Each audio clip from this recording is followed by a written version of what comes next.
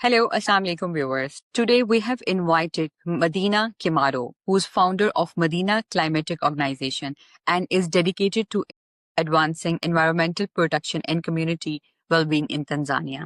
Hello, welcome. Thank you so much, Nadya, for having me in this podcast.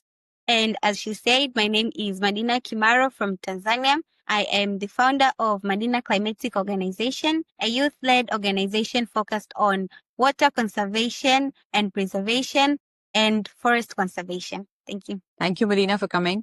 Madina, you are doing different work in climate justice, in community health, and sustainability. These are three different and very major topics. Was there a personal experience or moment in your life that sparked this deep sense of purpose and responsibility and that led you to this work? Yes. Growing up in Tanzania, I realized that we highly depend on nature.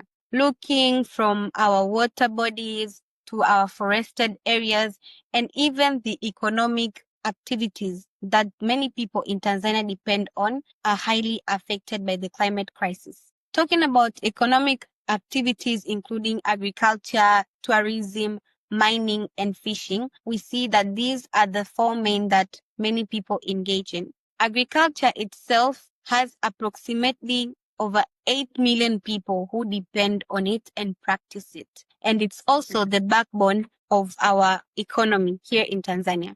But also tourism contributes to approximately 17% to the gross domestic product of the country. But these economic activities, when you just sit and reflect and look into them, you see that they are very vulnerable to the effects of climate change, including droughts, floods, heat waves, and even depletion of our natural resources. And so I also saw young girls when I went to Dodoma in 2023 walking a very long distance just to fetch water. And so I realized that climate change is not only about the environment. It's about our dignity, it's about our health, and it's also about our survival.